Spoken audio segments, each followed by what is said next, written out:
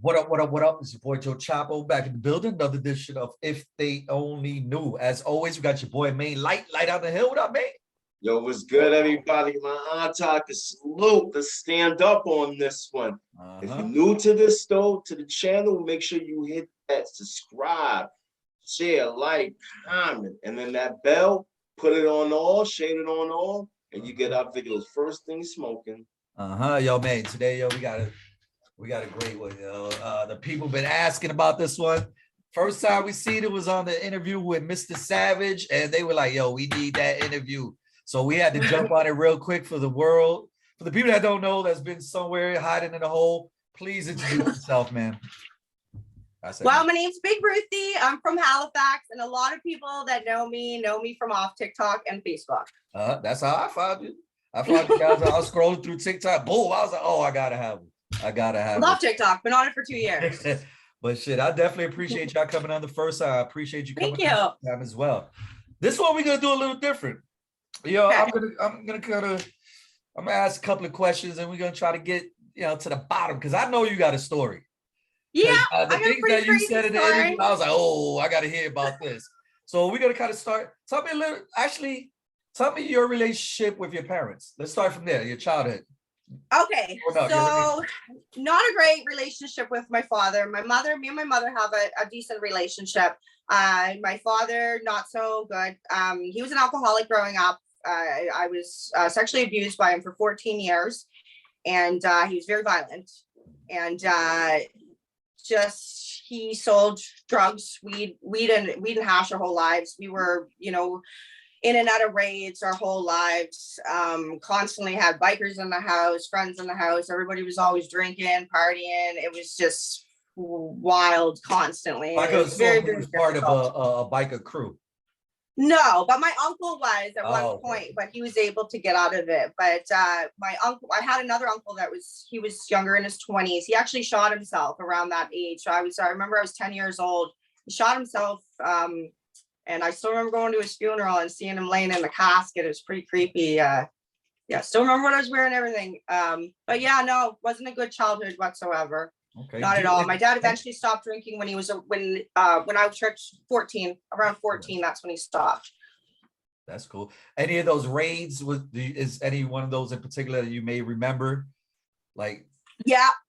I remember sitting in the closet trying to hide from them when I was real young, and then them taking us and putting us in another room, coming out and seeing just the whole place flipped upside down. And then the last one was when I was a teenager, and I was actually selling weed myself. And I come in, I had a bunch of weed in my coat and stuff, and I was like, oh shit! Like I was hoping that they wasn't gonna grab me or anything, which they didn't, right? But anyways, I had smashed the door down, and it was wintertime. Locks were off. We had no way to fix the door. That Christmas, we ended up freezing. No Christmas at all. My dad was gone. And whenever my dad got arrested, he was arrested. He was gone, and that was it. He wasn't getting no parole, no bail, no nothing. He was done. So yeah, it was a pretty messed up childhood. Yeah. Well, you kind of mentioned also that you sold weed as well, huh? How did you get into that? Okay, so my friend came over to sleep over for the night. She was actually my grandparents' godchild. So she stayed over for the night. She was like, like all about selling weed and stuff. Because I tried to hide it from my friends. Because growing up, it was embarrassing, right? Like I was always like the Addams family out of like everybody in the school. And like I would see like bags of weed and bricks of hash under the stairs and stuff, but I thought it was like from him mowing the lawn, and I wasn't sure what the friggin' hash was. I just knew it was something smelly, right? Yeah.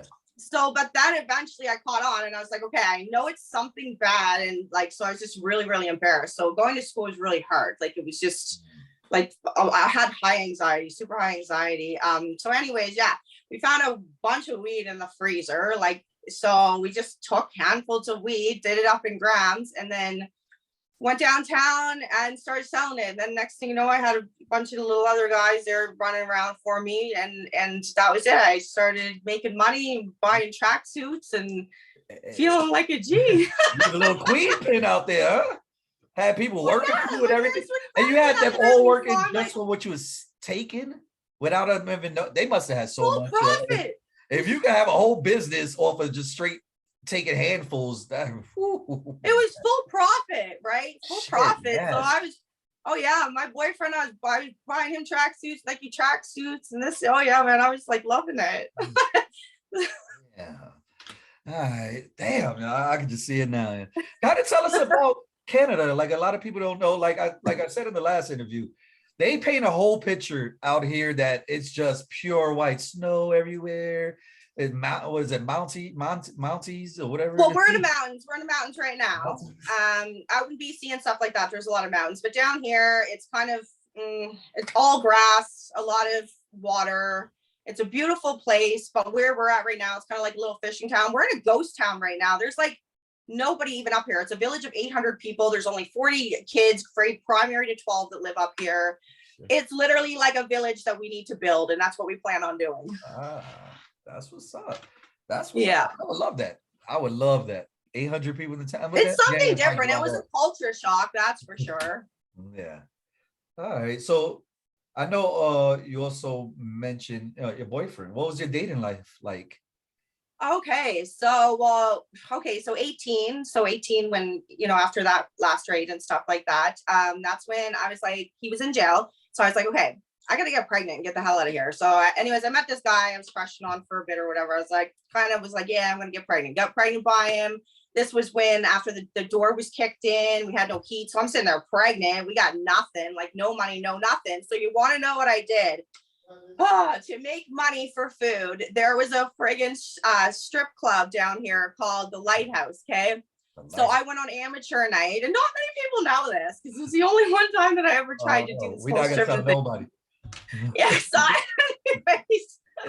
anyways, I went up. I did amateur night. I made $400, and I bought us all groceries. Hell yeah. They were like, I want you back. I'm like, I'm 6 months pregnant. Sorry, guys. I'm like, I can't do it. That's a bonus right there. They gotta pay extra, That's two. You know what? It was something I did not want to do. I didn't want to do it, but you know what? We needed food, right? So there's plenty of things we do in life that we don't want to do that, sometimes we have to do. So don't feel ashamed of it. You had to do it. You had to survive. I laugh about it now, right? You know what's crazy? That's the problem with the stereotype about, like, you know what I'm saying? Like, people be like, well, if a man be a porn star, he's looked at as like, you know what I'm saying? Like God, you know what I'm saying? But if a woman, go to a strip club and strip, she looked at as a, you know what I'm saying? Like, and that's not, like, you need to change the narrative on that. You know what I'm saying? Yeah, it's true, because not all girls that do it are whores that's going to sleep around with a bunch of guys, because I don't sleep around with a bunch of guys. I can count how many guys I've been with. So yeah. I mean, like I said, it's nothing to be ashamed of. You had to do what you had to do. Period. Yeah. Yeah, exactly. So then, so the guy that I got pregnant with or whatever, he was a criminal, he had some issues. His uncle beat him, and his uncle was an alcoholic, whatever. So he was always out to use my car to go break into houses and do this, do that. In the meantime, I had like a shop running out, like I had my daughter, and I was running a shop, and I had people in and out of the house constantly, or partying on the weekends and stuff like that. Like, I look back and I'm like, whoa, I was 18 doing this, and what the fuck, I had no business having a child at that time. Thank God she turned out good. So I was with him for 5 years. I'm on to the next whatever. I ended up meeting this guy that was into selling coke, right? And that was something that I was never introduced to, was cocaine. I did ecstasy, acid, stuff like that, but cocaine was completely different. So I never ever touched cocaine when I was with him. We were arrested a couple times, and I was lucky. I got away that one time. They strip searched me when I was down there, and they said, lift up your bra. I lifted up my bra. I held on to the drugs while I flipped it up, so they didn't get anything. So yeah, Halifax police, I got you there, guys. I got you there. But you know what? Whatever, guys, I'm doing good for myself now. Just remember that. Yeah. So anyways, so then whatever, release this and that. So whatever, we dated for a few years, and I eventually moved on to meeting this guy up in my work, because I actually had found a good job. So after I broke up with that guy and was kind of whatever, I went straight I was like, I don't want to be involved with someone with drugs. I don't want to sell drugs. I don't want to do nothing. So I got a job at Sally's. I ended up being a manager there actually too. So I was making decent money. I mean, it wasn't great, but it wasn't bad. So I had a nice apartment, nice car, everything together. And then this guy just kept coming up to my work. And this was a guy that, because I had worked down in a barbershop for a while too, right? So when I was with that guy, so this is a guy that was always coming down to the barbershop, but I didn't really recognize who he was. So he kept trying to take me out to lunch, whatever. And I just said, no. Eventually, anyways, went out to lunch with them. And then nothing clued in until I went to his house, and he had a nice big house, a pool, and was like, here's $500, go get some new shoes, this and that. And then I'm like, oh, whoa. I said, wait a second. I said, isn't your name? And it was his nickname, right? And he's like, yeah. I was like, oh, fuck. I was like, okay, now I was cluing in who he really was. And he was big time at the time, you know? So anyways, that's when everything went Scarface, man. Like I got introduced to the life where, you know, we're living in a big house in a nice area. I'm driving a BMW, he's driving a Range Rover, and you know, we're out at restaurants paying $800 a meal at restaurants, and like hotels every weekend just to go party all the time. And then that's when I started taking my seizures. So I couldn't stop. Like the cocaine was so good back then. Holy fuck. It was nothing like the cocaine nowadays. Like it's just. Tell us about the first time you took coke. The first time? The first time you took that shit.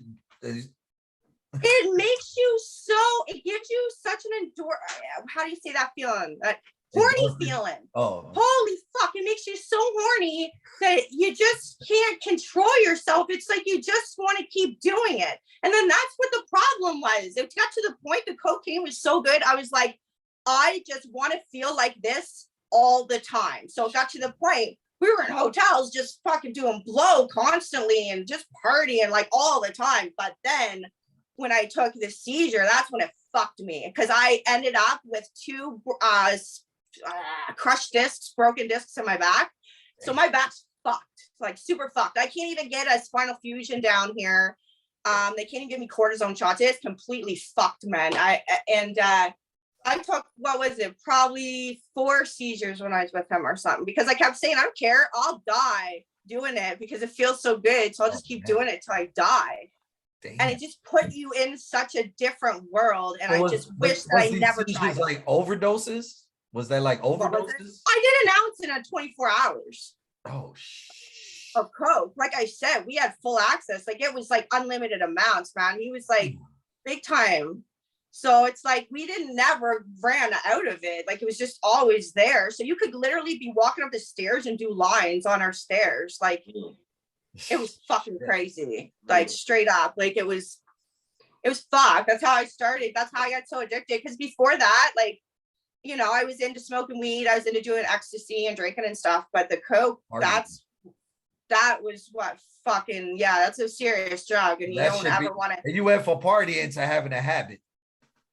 A major fucking habit, because it was only on the weekends I partied before. Do you know what I mean? Like this was then I needed to take a line to do anything that I did. Do you know what I mean? Like, and so then after the seizures, that's when if I did it, then I would start shaking, and then I start getting psychosis. So I would be in this other crazy devil world, like this fucked up world where it was just fucking so scary. Like, but then the addiction, even though it wasn't feeling good, I couldn't stop myself from doing it. It's like my body was craving it. I'm like, I don't want it. I don't want it. And it's almost like the devil saying, take it, take it. And I won't lie, I've heard voices like that too, but it's psychosis. You know what I mean? Like saying, like the devil telling me, no, you keep taking it, keep taking it, keep taking it. That's how it felt. And it was almost like, it's just, I couldn't stop it. And the fact that it was always there, it was like, you know, I was enabled with it. Do you know what I mean? So if it was always there. So I just, you know, with an addict, if it's there, it's there, you know. And what about your boyfriend? He was on the same level, like he was strung. Yeah. Well, before we got together, neither one of us did it. Do you know what I mean? I might have tried it a couple times, but like that was nothing. Like I might have, you know, your own supply. Then that's the problem. That's when everything went downhill with us. And then he ended up getting raided too. Like when first this is what happened. this is when Tony contacted me. It was when I was with him, with this guy who contacted my mom. And he said, you know, I'm moving back to Nova Scotia. I want to know what's up with Rhea, this and that. And I was in love with Tony since grade 5 because he was the only guy that was nice to me growing up. So I always remember him as that boy that made me feel safe. And he gave me a ring, and he always made me feel so good. And everyone was so mean to me when I was a kid, and everything I dealt with. You mean Mr. Savage, because you said Tony, everybody might know Teddy Bear Savage. Yeah, Mr. Savage. Yeah, Mr. Savage. Yeah, he's my first kiss, my first dance, like everything. Wow. So we just have this connection like that, right? Even though we fight like cats and dogs, man. Holy fuck, we're still just there, you know? Yeah. So anyways, okay, where was I? Remind me. Contacted you while you was with your other boyfriend. He got a contact. So anyways, I got a letter from him, and you know, and then I was like, oh my God, like that I've been waiting for this time. Do you know what I mean? From, you know, we know we've always, you know what, I've been waiting for this. I'm like, yes, I don't give a fuck if he's in jail, whatever. Like, I was just like, that stuff didn't faze me. Like when I looked at all of his charges, I was just like, whatever, because previously, like my brothers were like in the same kind of thing, you know, they got raided and arrested with like a whack of guns and drugs and shit, you know what I mean? They were in jail for like 5 years, like my 2 other brothers, right? So anyways, I told my boyfriend that I was with at the time, I said, showed him a picture of him. And this is when, like, I never seen Tony's tattoos before ever until he sent me that jail picture. I showed him a picture because he already cheated on me anyway. So I was like, whatever, he's cheating on me. We're not getting along. Like it's a really bad toxic relationship. So yeah, so I started writing. I told him I was gonna get married Tony. I said I'm gonna marry him, like, because he asked me to marry him like right away in the letters, right? So, and here I am, just high, just always partying, like, yeah, I'm gonna get married in jail, like, you know, like, what the fuck was I thinking, right? Like, well, I mean, what the other guy was just like, okay, the other guy was okay with that. He was just like, okay. He lost it. No, he lost it. Freaked out, and then like we split up for a minute, but then like he wanted to get back together, and then like I don't know, everything was just so fucked at the time. So we ended up getting back together. I told Tony, I was like, I'm still gonna try to work it out with him, but in the back of my head, I'm like, no, I'm not going to. I know I'm gonna marry him, but it was just, we were all so fucked up and high. It just, everything was fucked. Like I don't even really remember anything. Like it was just a fucked up situation. So then he eventually left. Do you think you felt like you needed him at that point because you were so far gone, like with the drugs? I felt I was in a bad situation because at this point, that's when I lost my job, because I ended up going in to get my boobs, a boob job. And I was also doing a lot of drugs. And so I took some time off work. When I came back, the store was just fucked. It's like, and nothing really was taken care of the proper way. And I was going downhill. I was having a hard time handling, like holding the store down, just I had a couple surgeries done. So yeah, I had a hard time holding it down after having those surgeries, because then I had gotten kind of addicted to the pain meds that they had given me. So it's like, okay, you guys give me pain meds now. I go into those surgeries high as fuck. Like I don't even know how the doctors didn't know that I was high, and they put me under anesthesia. Like you could obviously tell I was fucked. I was doing like grams of blow all night and going into my surgeries. Yes. Man. And I had my ribs broke. Very before I got my boobs done, I had my ribs broke. I had CPR done on me because I had a seizure 2 weeks before, and my ribs were broken. So every time I took a seizure, I almost swallowed my tongue, and they would stick, like my boyfriend, whatever, stick his hand down my mouth trying to get it. His thumb would always be bruised, trying to keep me from choking on my tongue, flopping like a fish. Like it was fucked.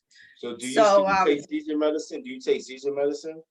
No, basically, the only way that I would take a seizure is if I was to do more of like pure blow. Like, so what I would do to try to get off of the blow is I would take 1 gram of pure blow and mix it with 5 grams of dextro, right? So I'd mix that up. So then it would lessen the potency of it, because I knew if I was to, even though all these seizures, that addiction was still in my head and I would still crave it. So to try to, wean myself off of it, that's what I would do. And then I could only do a little bit because I would seizure. So I can't do cocaine or I'll take a seizure. And I know that. So if I was to do it, I would have to mix it with a lot of sugar and just do like a tiny bit. And it's just not it's to the point, it just makes me fucking feel disgusting and tense up, and I just feel like a fucking crazy person. I hate it. Man. So how were you able to separate from dude? Oh, so well, I don't know. He was really like whatever. So I think he just got, or I don't know what happened. I thought he was getting back with his ex or something happened. He just knew I was too crazy for him. Like, he was actually like a decent guy. Like, he was a good guy and had a shit together and a family life and stuff like that before me. You know, and so he just went off on his own way. But then that's when I was stuck with nothing. Because in the beginning, he was like, oh, if you sell all your stuff, he's like, and we break up, I'll make sure that you still got stuff. No, that wasn't the case. Well, because obviously I'm running off with another guy, but whatever, he cheated on me anyways. So anyways, so I was left with nothing. So I had to start from the bottom. So then this is like, okay, now I have to get in the game. I got to start selling dope. I got to do this myself, because now I have a BMW payment to take care of, a bunch of other bills, credit cards, and I got to have friggin' rent of $1,600 in this friggin' house that I'm being left with in my name. Do you know what I mean? So then that's when I started selling coke myself. All right. So you graduated from weed? Yeah. Okay. To go. Yeah. So And that's when that go? that's when all the money, like that's where the money is, right? Yeah.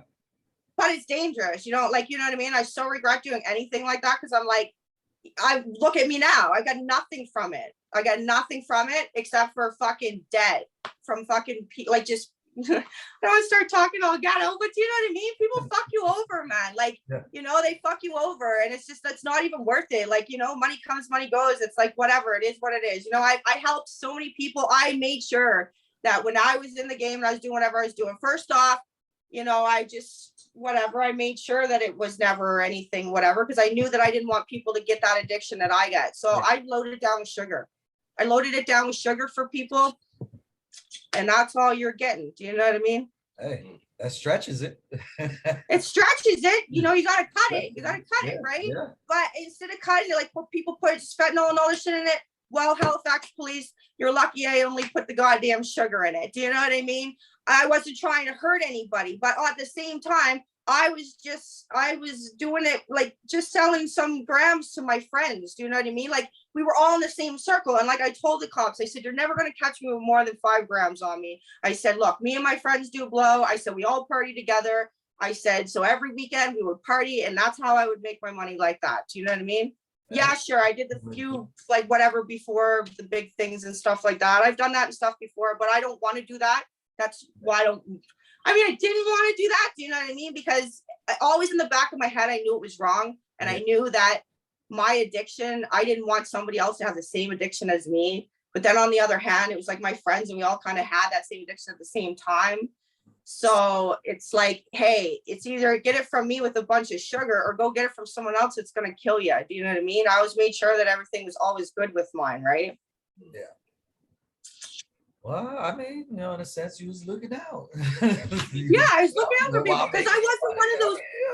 Yeah, I wasn't one of those. You know, how many times I've seen guys who come up to me, they're like, man, I'll put my stuff with fentanyl and blah, blah, blah. Who cares? They're going to go through whatever. Like, just heartless fucking pieces of shit. I'm like, man, no, that's fucking bullshit. Like, I understood the struggle with it, you know, and I'm just like, I would never want to deliberately hurt somebody. Do you know what I mean? At any time, all my money would go towards helping people. Like, I bought my own stuff, but I would pay people's rent, give people food. I would help people with it because I'm like, I know what it's like to struggle, and you know, I'm making all this money. Why can't I help feed somebody that got nothing? Do you know what I mean? Like, I wasn't one of those asshole people, you know. I'm kind of like a princess fairy drug dealer. I was not more. It's funny you said that because it brought me back when we used to cook up the crack. We used to use Bacardi. One was it 147, 141, whatever that shit is. We used to use that shit to cook that shit in there. So that shit was like alcohol. That shit gave them the extra.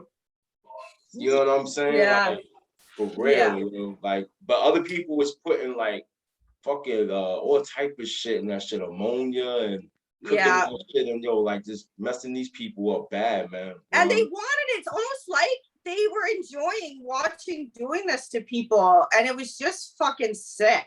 It was just like, oh man, like just after hearing like other people and stuff, that what they were putting is like, you really gotta watch. Like for people that do drugs, I suggest don't ever fucking try a drug in your life and stay the fuck away from it all. But you know, if you are brought into it and you're got that addiction, man, you make sure you test what you got, because it is fucked out there. People are really trying to kill people, and it's just horrible. It's horrible. I'm so glad that I'm just away from that bullshit. It's like, I'm so much more, I feel so much safer, you know, like out there. Not long ago, like a few years back, I had 3 masked men come to my door when Tony was in the halfway house, and they bear maced me. I had a pit bull and my little chihuahua. They came up and put a can of bear mace on me, and I just kept like, I opened the door, stupid me, knock. I thought there was someone coming to buy dope or something, right? So I open up the door, next thing you know, I get sprayed in my face. I'm smashing the door. Like they probably thought, oh, she's only a little girl or whatever. No, I'm a big girl. That's why they call me Big Ruthy. I'm strong, right? So I kept smashing that door until fucking they dropped the can. They ran off. That was it. But then after that, man, I had crazy PTSD. Like I would come in, like when I moved within a week, I would carry a knife around, and I'm telling you, if I heard anything in that basement, I'd be stabbing the door. And I told them, I said, I'm going to come down there. I said, because I would think that I was hearing them down there. I'm like, I don't give a fuck, guys. I said, come up the fucking stairs. I said, I'm going to stab you in your fucking head, right?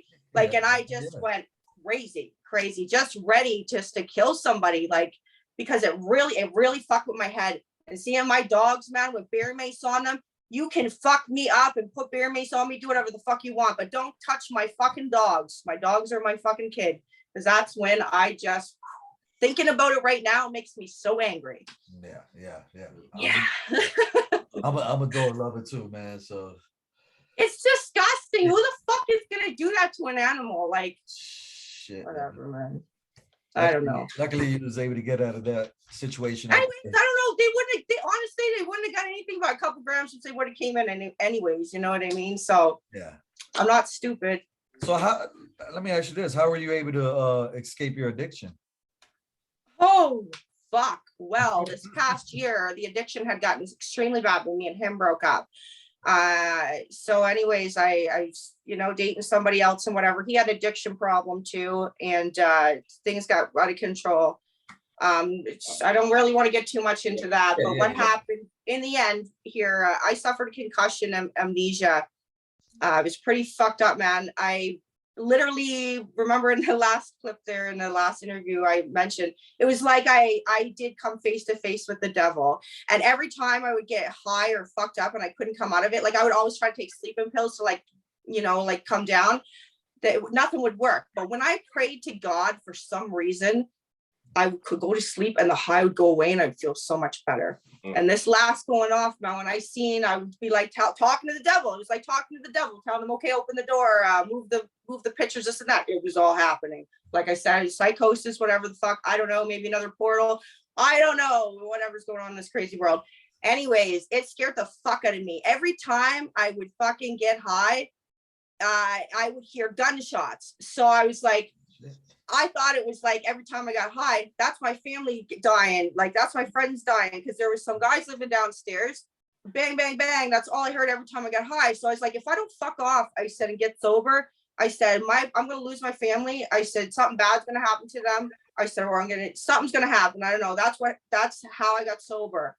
Yeah. And so I got sober because I said, I knew I was to the point, my brain, I think my brain was dying. I really do think it was dying with the way that everything was happening. So I said, if I don't get away from the city, I said, and I don't stop, doing my little things I was doing and whatever. Yeah. I said, I'm not going to get away from it, because first off, I can't sit and sell dope. I said, and be an addict at the same time. Yeah. I said, because I'm sitting here, I'm always going to have availability to it.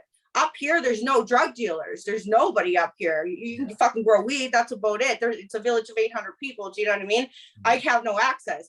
It takes me 2.5 hours to get to the city. I haven't been down there in two months, right? Yeah. So I knew that I had to come up here to get clean. I knew I had to, but my plan was I was going to come up here for 2 months. Then I was going to go back to the city. But I said, because I'm an addict, it's not going to be good for me to do. So I said, I got to focus. I said, I've got opportunity right now out here. I said to, build a business, a good business, a tourism business. I said, and make good money, make better money than I make fucking selling dope. I said, and actually make legit money. Yeah. I said, and, I've never been able to make 4 years out of my life legit money. You know what I mean? So I'm like, okay, this is what I got to do. And then me and Tony linked back up again. And, this is something we always wanted to do when we were together before and talked about when he was in jail and stuff like that. And so, yeah, that's where we're just like, okay, let's work together. Like, we butt heads all the time.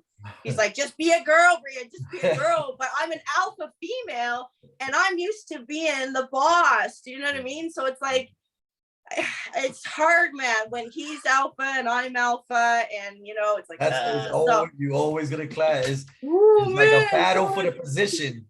That's the hardest part right now, is learning to get along and forget things and this and that. But like, right now we just got the one phone that we share on media and stuff like that, right? So just learning to build trust and stuff again, and just trying to stay focused and working and stuff. But so far we've been doing really good. We've had our little bit of ups and downs, but nothing like it was before. It's a lot better now, right? So we're working hard, man. He's gonna have an ice cream business going. I'm gonna have a hot dog hut. I've always wanted to sell hot dogs. Don't know why. Make some money. You can make some money. Man, I'd rather be slanging hot dogs and ice cream than be fucking thinking about some guys kidnapping me or doing this or doing that. Do you know what I mean? Like, cops sitting here. There ain't even no cops up here. This is the best place. This is God's land right up here. Yeah. And I'm telling you, I'll never go back to that life ever again. It's a place to rebuild. Yeah. Yeah. That's dope, man. But man. Yeah. That's what's up. When you was I think you was having an out of a body experience when you was seeing. That's what was happening. You was living it, but it's almost like you was living it out your body, and that's what scared you. And some people say psychosis, but I personally don't think I'm crazy if I say any otherwise. But I do believe I was dying. I was standing out at my patio doors crying. Thinking they were saying, okay, she sold for the, in that movie Taken, when they go and put the girls up, they sell them for this and that. That's what I was thinking. Do you know what I mean? Because sometimes, and I wonder, was I bred into this kind of sick fucking world? Do you know what I mean? Like, all this shit going on with kids being abused and stuff like that. Do you know what I mean? Because I'm like, why was I always just in these fucked up situations? Like, I don't know. My mind gets thinking like that. Then everyone's like, conspiracy theories, blah, blah, blah. No, man, I think it's just life. I think it's life. I said, I think I've been awoken to things. And I do believe in the power of positivity. Yep. I said, any negative word will bring you right fucking back to square one, man. I'm telling you. So I try my best. Even if I'm having a bad day, I don't want to like put it out there on the internet or anything like that. I try to always be positive with people, no matter how shitty they are. I've had so many people like just so shitty towards me when I never did anything wrong, and just like assuming that I was a certain kind of person because of how I looked, my appearance or whatever, right? And I'm like, nobody really knows what I've been through or knows really, they just look at me as like some strong, independent girl. They think that I got everything, but they don't know what I went through, over the years. Yeah, exactly. But I mean, everything that you went through led you to where you are today. So. Yeah. It's true. And I'm like, that needed to be taken. Yeah. I forgot to talk about like, geez, everything, like getting married in jail. I skipped that, All right, so let's talk about that, real quick. Tell us, what was it like linking back up with Mr. Savage? Oh man, so this is what happened. So yeah, I got back with my ex, and then we broke up again. So then next thing you know, I surprised Tony. I went up to the jail because this is when I was already accepted for the visits and stuff, right? So I went up to the jail and surprised him. So when I first met him, I was just shaking. I was like, oh my God, because he was like my celebrity crush. I was like, even though he wasn't a celebrity back then, I was like obsessed with him from school or whatever, right? So then we started talking, writing letters and pictures back and forth. Then that's when the cops knew we were planning on getting married, and then they shipped him off because they said I had a really bad pre-sentencing report. And when the parole officer came up, he was checking out my BMW. He said my BMW was involved in prostitution. And I don't know where that even came from. So Halifax police, I wasn't involved in prostitution. I was never a prostitute. I might have knew girls that worked and stuff like that, but I was never involved in that. And I would be the first one to admit it if I was. No, I wasn't.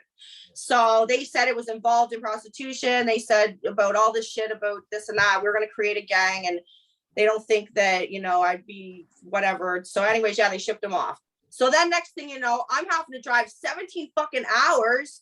And then the only way we can get a trailer visit is to get married. So here I am, high all the time, partying, like, oh yeah, I'm getting married in jail. Well, let's go up to fucking Montreal. Like, so then I'm taking trips up to Montreal all the fucking time, like going up to see him. So then I had to make money because every trip was like $1,600. So I was out hustling and fucking doing my thing, making my money. So every time I'd come up, I'd have to make sure that my clothes were washed.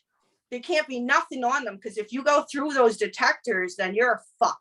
And even if I never had anything on them, I would still fucking ding. I would fucking always ding. It didn't matter, man. Like, so many times I was dinging, and they have to get the dogs in and do this and that, right? So the first time I had to go to the friggin' courthouse, and then they said, no, you had to make an appointment. Like, this was for us to get married. Luckily, they fucking took me in, took my application, whatever, everything went through. So yeah, I went to, I don't even know how many trailer visits it was, but then yeah, when we got married, it was our first time having sex. We never had sex when we were young, because we were young, right? So so that was our first time ever having sex, right after marriage. Wow. Yeah. And I was fucking high out of my mind. I didn't want to have cake. I was like, let's go to the fucking trailer and have sex. Because I was on so much out of it, right? And I was so excited to finally get to have sex with them, right? So I'm like, super stoked, man. So here I am, fucked up, man, like so high and stuff. And here we're cooking breakfast. We got all these groceries from the superstore, because in the trailer visits, they would, you know, you could shop at the superstore or whatever to get your groceries, right? And then next thing you know, that's when they're coming in, raiding us, and we got raided. I don't know how many fucking times. Oh man, it was fucked up. In the trailer, yeah, we got raided.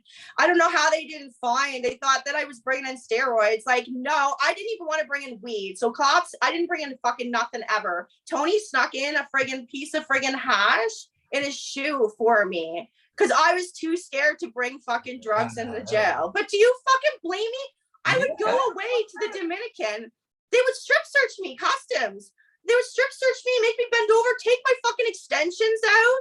The next thing they were going to do was make me eat so I could shit and hold me for 24 hours. I was like, guys, I have no key shoved up there. I said, trust me. I said, I don't even have a fucking gram with me. I said, they would search all my stuff, take everything out, and fucking scan everything, man. The first time going on the plane, I forgot to take my waist trainer off here. I had Coke on it. So I got fucking dinged for that. Yeah. So glad I don't got to worry about that anymore. It was a stressful life. You always had to, you know, I had to put everything in Ziploc bags, and holy fuck, man, wipe my fucking Jeep down, all that stuff. Being in the trailers for 7 days was very difficult. Did they give you a week? 7 days. Damn. Yeah. So you're locked in there with them for 7 days? Yeah, there was the trailers. This was the Quebec. So we had for our wedding, our best men, one of them was Jared Bacon, the Bacon brothers. And then another guy was another murder or something. Like, I don't know. They were all like these big time dealers or fucking, you know, whatever, gangsters or whatever. Right. And so they would all be in the next trailer with their girlfriends, you know? So we were all like the mob wives. Like, so it was crazy. You come out, you see the girls all done up with their dresses and their hair done and everything, and their high heels, right? And so it was just funny, man. I was just like, it felt like I was in a movie, but it didn't like affect me like it would like other girls. Like the cops kept saying, like, do you know what he did? Do you know what he did? I was like, whatever. I'm like, at this time, man, I was used to I was used to that life. Do you know what I mean? So it wasn't anything different, right? So yeah. Oh shit. So you got married? How did that? Did you say you surprised him with the marriage? Did what? You say you surprised him with the marriage, or you surprised? No, I surprised him by visiting him, and then that's when they had Okay. That's when they shipped him off because they knew we were going to get married and they didn't want him with me. So basically he did more time. He did another 2 years because he was talking to me, because he was on good behavior. They were going to let him out within 6 months, but he said he wasn't going to stop talking to me. So he ended up doing a lot more time. Yeah.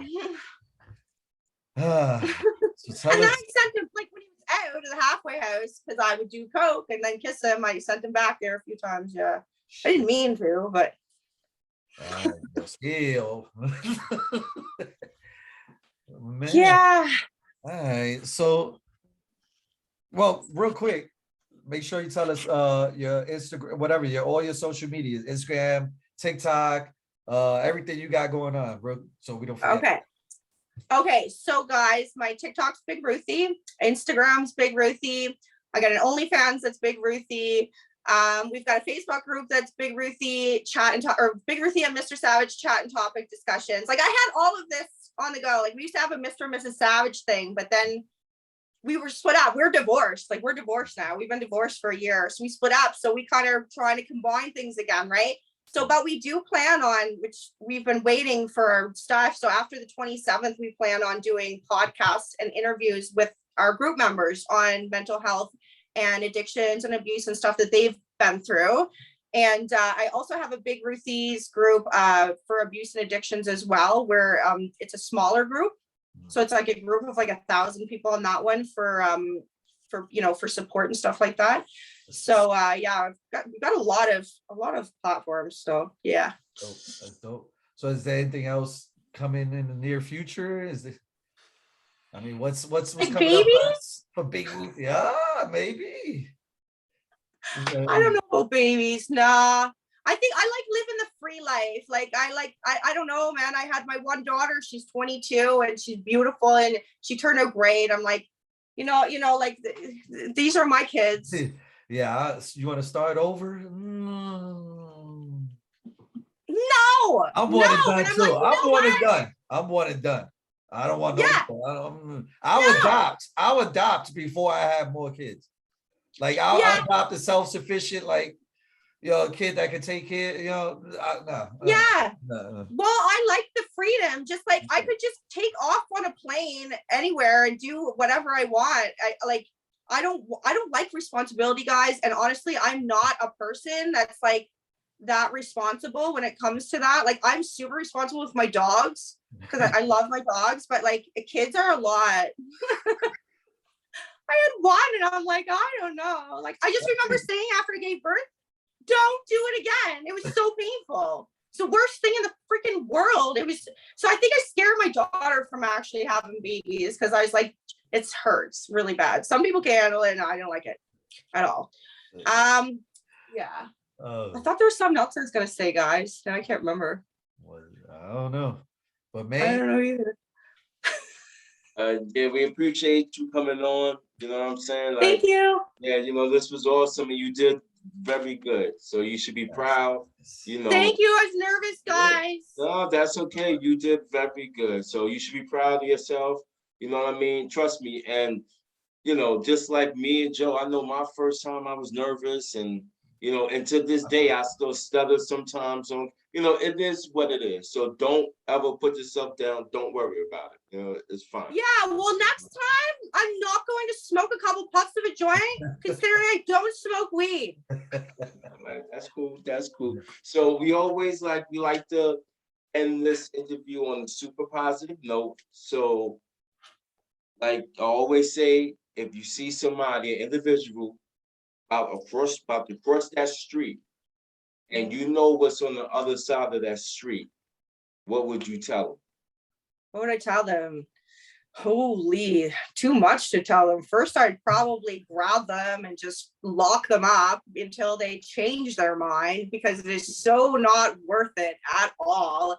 It's like there's so many other routes you can take, and it just, even, if you've been through that trauma and been through all of that, try your best just to break that cycle as soon as you can. Because look at me now, guys, I'm 40 years old, starting from the bottom. I lost everything last year. You know what I mean? And I refuse to go back to the streets. I'm not going back to the streets. You know what I mean? And there's other ways. Like, look, me and Tony's gonna sell hot dogs and ice cream. We're probably gonna make more doing that than we did slanging dope. Do you know what I mean? So like, don't go that route, because the more you're gonna be stressed out every day. It's gonna be just living hell. I feel that is the road to hell. When you start making better choices, that's when you're, living the heaven way, or whatever they want to say, So yeah, stay the hell away from it. And you know what? I loved thug life. I loved it. I loved every single minute of it at that time, until it got scary, when it got to that point where I'm realizing, okay, I'm putting myself in dangerous positions. Do you know what I mean? But I didn't realize that before, because like, I was a fighter. I was always out fighting and doing whatever. And I just loved it. Right. But in the end, it's not worth it. And who wants to be 40-year-olds sitting here friggin' with nothing, starting over again because I was stupid and was like, oh, the streets is going to get me somewhere. No, it got me nowhere. Nowhere at all. No, you don't want to go with that route. No, so many better ways to live life. And then you're living life without looking behind your shoulder. Do you know what I mean? Who wants that anxiety? Like my whole life was stress induced. I'm sitting here thinking I needed medication. No, it was the friggin' drugs and just the stress around me. Like, of course I couldn't learn growing up in the situation that I grew up in, I don't think anybody would have been able to, right? So yeah, I got a little bit of learning disability and stuff, but I'm working with it, and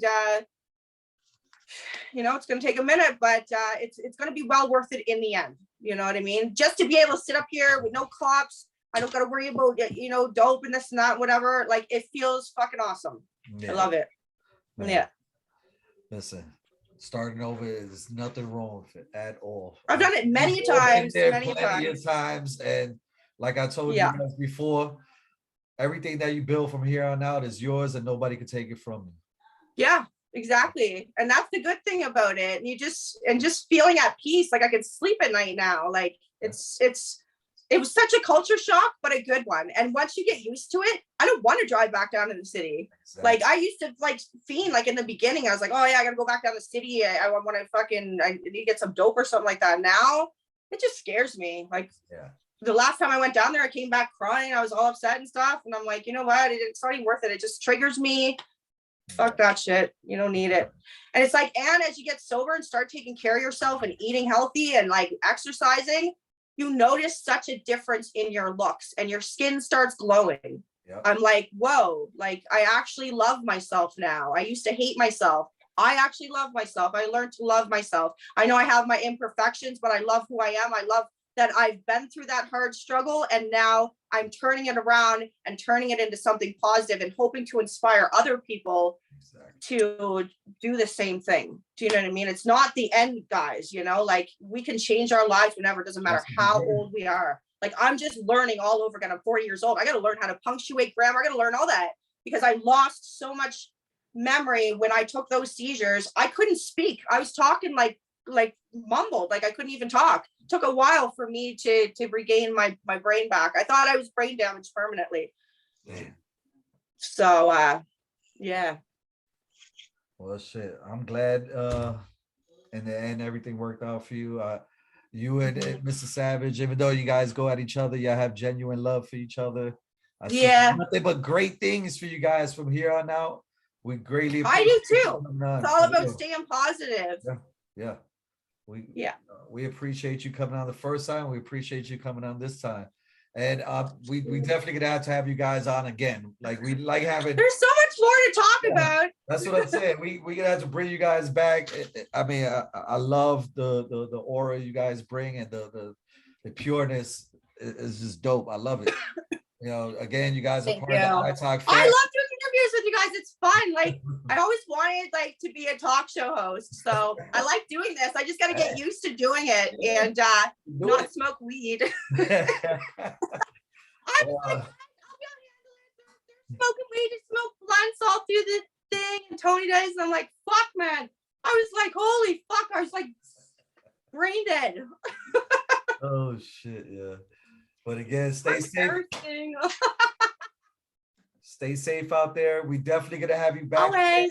And I can't wait to drop this one because this is gonna be so dope. And I'm sure. I'm excited. I'm excited to see it. Yes. So as always, if they only knew Stay safe.